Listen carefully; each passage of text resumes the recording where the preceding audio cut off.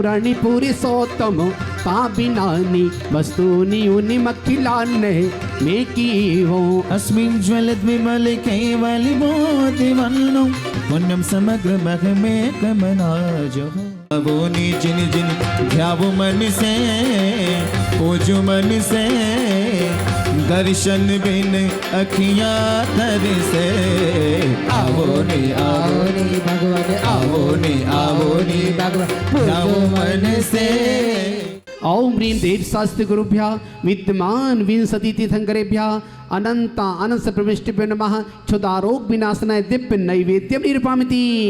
ओम ह्रीं देव शास्त्र गुरुभ्यः विद्यमान विंशति तीर्थंकरेभ्यः अनंत अंश प्रविष्टिभ्यो नमः मोहांधका विनाशनाय दिव्य दीपं निरूपयामि।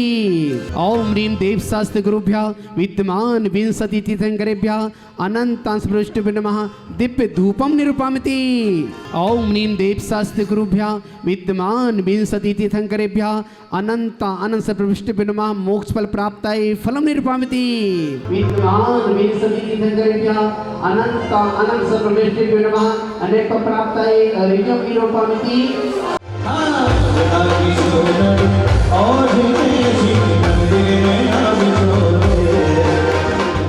विद्यमान विंशति तीर्थंकरेभ्यः अनंत प्रविष्टिभ्यो नमः जयमाला पूर्ण अर्घ्यं निरूपयामि। स्वाहा।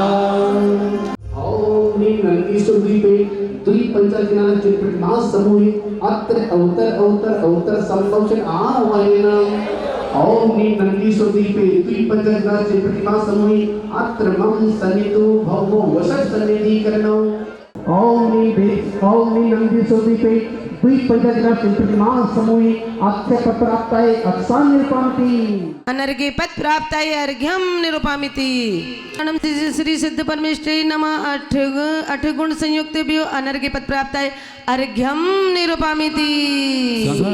अष्टाविंशत्यादि गुण संयुक्ताय अक्षय पद प्राप्ताय अक्षतान् निरूपयामि। स्वाहा। धूपं निरूपयामि। सिद्ध परमेश्वरी अष्टाविंशत्यादि गुण सत संयुक्ताय अनर्घ्य पद अर्घ्यं निरूपयामि। स्वाहा। इष्टे नमः अनर्घ्य पद प्राप्ताय अर्घ्यं निरूपयामि। ह्रीं समिज्ञानाय श्री सिद्ध परमेश्वरी नमः अनर्घ्य पद प्राप्ताय अर्घ्यं निरूपयामि। श्री वस्तुत्व धर्माय श्री सिद्ध परमेश्वरी नमः अनर्घ्य पद प्राप्ताय अर्घ्यं निरूपयामि। ओम ह्रीं अप्रमेय आत्म धर्माय श्री सिद्ध परमेश्वरी नमः अनर्घ्य पद प्राप्ताय अर्घ्यं निरूपयामि। ओम ह्रीं अवघाय धर्माय श्री सिद्ध परमेश्वरी नमः अनर्घ्य पद प्राप्ताय अर्घ्यं निरूपयामि। नमः अनर्घ्य पद प्राप्ताय अर्घ्यं निरूपयामि। तुमजन क्रोध रमा परम प्रीते श्री सिद्ध परमेश्वरी नमः अनर्घ्य पद प्राप्ताय अर्घ्यं निरूपयामि। माताजी मेरी जिज्ञासा ये है कि सम्यक दर्शन का तीसरा अंग क्या है? ही भव्य, जब कोई महाअनुष्ठान होता है तो उस अनुष्ठान में बहुत प्रकार के काम होते हैं। श्रीमान बाहुबली भगवान बाहुबली इंद्र राजेंद्र जी, बहुत सारे काम होते हैं। कृतकारित अनुमोदना, संरंभ समारंभ आरंभ, करना कराना करते हुए की अनुमोदना करना, मन से वचन से काय से। भगवान महावीर ने कहा है कि परिणामों की निर्मलता के अनुसार सभी जीवों को और सभी कामों को काम करने में अपने अपने विशुद्धि के अनुसार पुण्य कर्म का आश्रय होता है।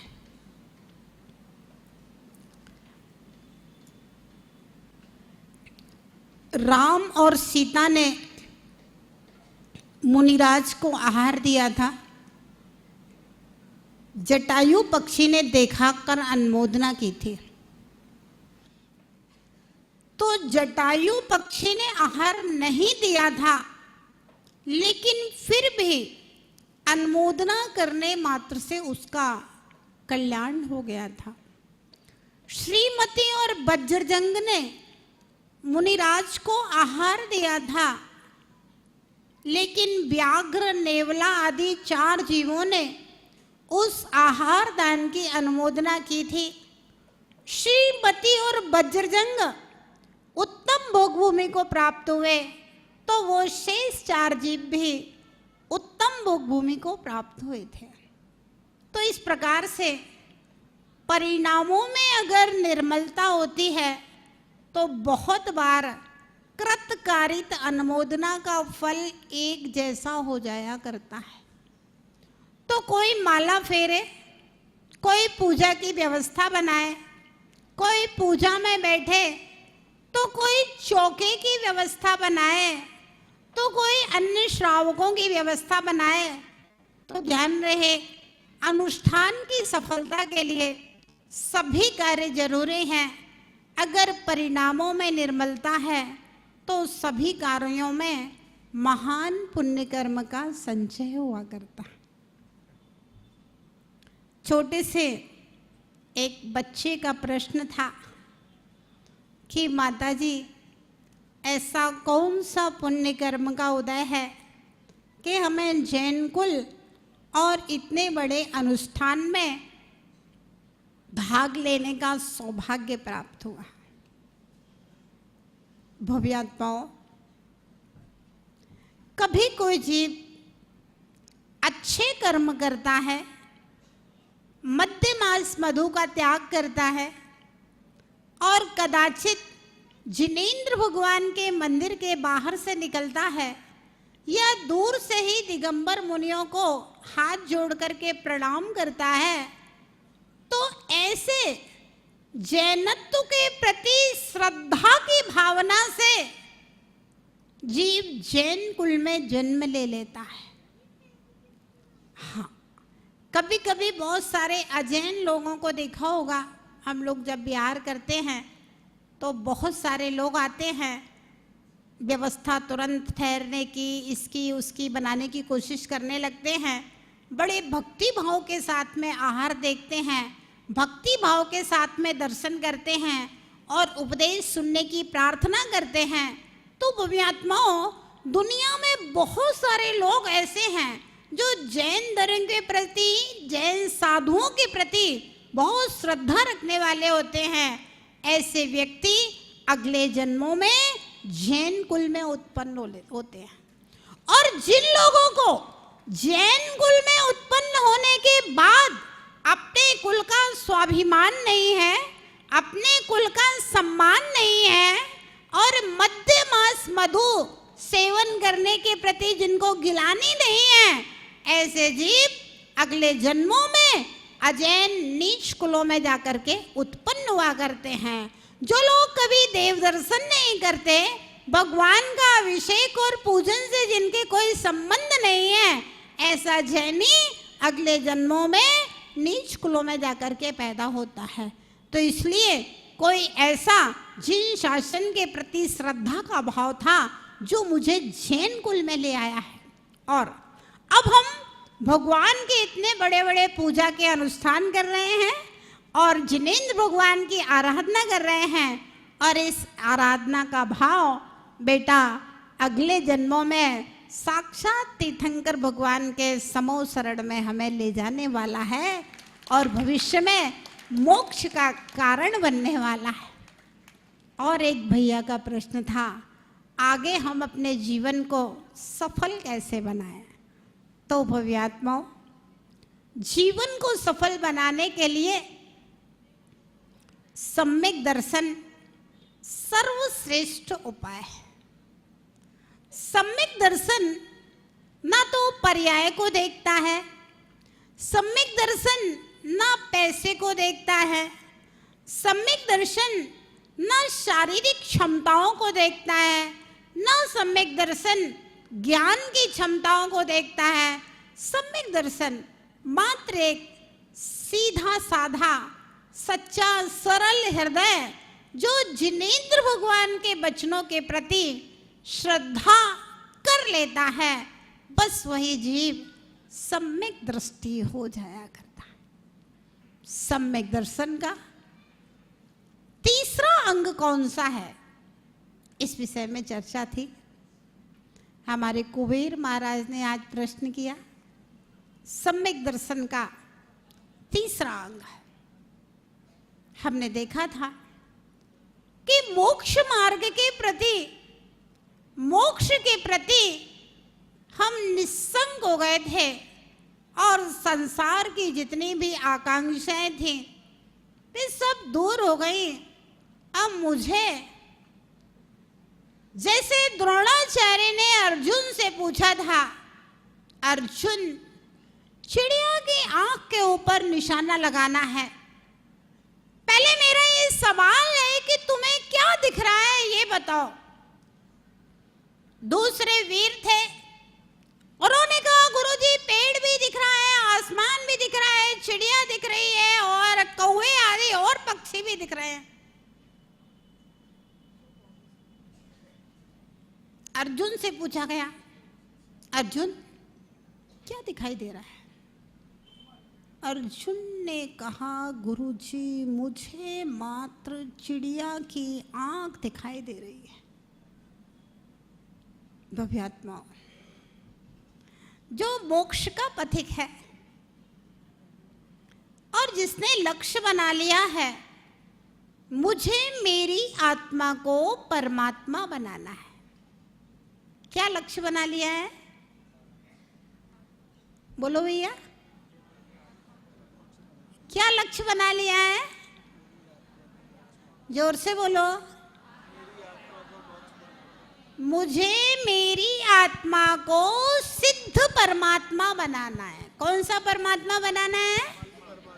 सिद्ध परमात्मा बनाना है मेरी आत्मा को, क्योंकि मेरी नियति, मेरी आत्मा का स्वभाव सिद्धों का स्वभाव है। मुझे मेरी आत्मा को सिद्ध परमात्मा बनाना है और मुझे सिद्धालय में जाकर के विराजमान होना है।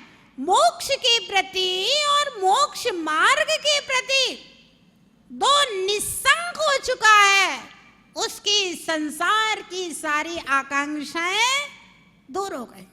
अब उसे मात्र जैसे अर्जुन को निशान लगाना था चिड़िया की आंख, बस चिड़िया की आंख दिखाई दे रही है। अभी तो आप लोगों को बहुत सारी चीजें दिखाई देती है बहुत सारी चीजें दिखाई देती हैं, लेकिन पिछी कमंडलधारी साधु को केवल चिड़िया की आंख दिखाई देती है। मतलब केवल सिद्धालय दिखाई देता है, केवल अपनी आत्मा का स्वभाव और स्वात्मा की प्राप्ति का लक्ष्य बना करके घर द्वार छोड़ करके संत बन जाया करते हैं। आपका सवाल हो सकता है कि माता जी जब केवल मोक्ष दिख रहा है फिर इतना बड़ा विधान क्यों रचाया है? प्रकाश भैया, आपका सवाल हो सकता है, जब माता जी आपको केवल मोक्ष ही दिख रहा है तो इतना बड़ा विधान क्यों रचाया है? इतना खर्चा पानी, इतना बड़ा पंडाल। कहाँ गए सौधर्मेंद्र जी? चले गए क्या? आ रहे ध्यान रहे, साधक के जीवन का एक ही लक्ष्य होता है, निर्वाण की प्राप्ति। लेकिन हम तो मोक्ष में जा ही रहे हैं। चलते चलते बहुत सारे लोग जो संसार के दुखों में डूबे हुए हैं, इनका पूरी धन संपत्ति और पूरा समय पापों में लग रहा है, और अगर पूरी एनर्जी श्रावक की पापों में लगेगी तो दुर्गति में चला जाएगा।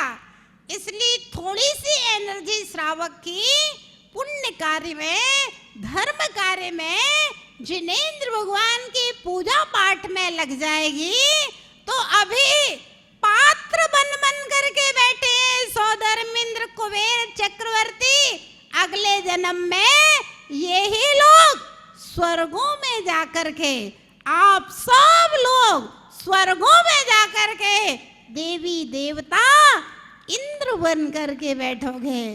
तो वो भी आत्माओं अपनी आत्मा का कल्याण तो करते ही हैं ताराचंद जी, बाकी सबके लिए पाटोदी जी, बाकी सबका भी कल्याण हो, ऐसी भावना के साथ श्रावकों को देव पूजा के कार्य में लगाना, क्योंकि श्रावक के दो मुख्य कर्तव्य हैं, दानम पूजा मुख्यम।